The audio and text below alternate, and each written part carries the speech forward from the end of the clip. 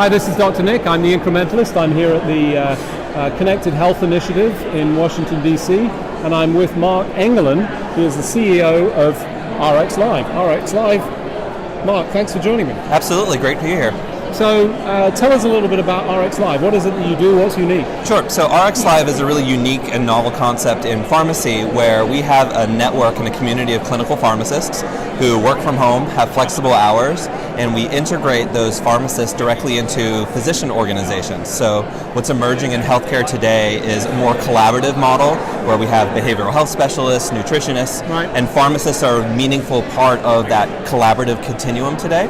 And so our network essentially works progressively and proactively with physicians to help manage their high-risk patients, really help physicians dive deep into complex medication challenges and solve a whole series of different issues, whether that be financial, motivational, and adherence related, but do so in a way that integrates the physician into the decision-making process. So is one of the unique things that you're offering is not just the technology that integrates, but also the resources, so the pharmacist? Absolutely, yeah. So it's both a platform as well as a service, and the service piece is really important because part of our thesis is that human-to-human engagement between the patient and a caregiver, in this case the pharmacist, is what really drives a lot of value.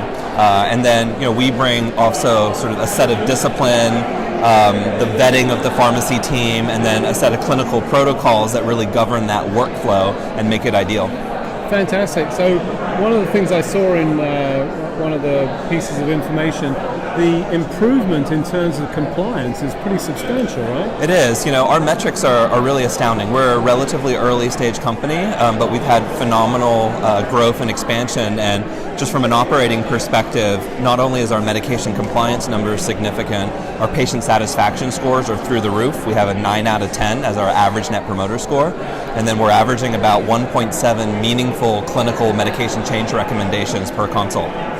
Wow, that's good, but it's maybe bad news for the physicians because they messed up in terms of the prescription, or what's going on there? So that's an interesting misconception. I see, there we go. Physicians have it hard, right? Think about their workflow. They have 10 minutes to diagnose, develop a treatment plan, and then really dive deep with a patient. It's just not reasonable, right? Yeah. They don't know what the prescribing habits of the specialist network that help manage that patient are.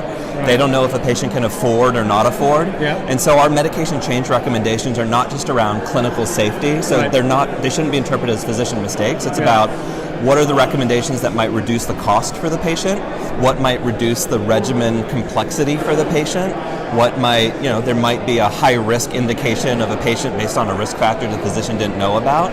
And so we're just that additional clinical intelligence radar that can take a lot of time off the physician's plate and talk to their patients and really help empower and build their care plan. That's fantastic. So actually expanding the care team, the pharmacist has always been part of the care team, to be clear, but here doing it in a virtual sense and bringing that value add into the community so that the physicians can feel they're getting that additional support. Absolutely, and part of our business model is that the physician actually gets a little bit of revenue from the transaction. So not only do we have that tight clinical integration, there's a lot of financial integration as well. Fantastic. Mark, thanks for joining me. Absolutely.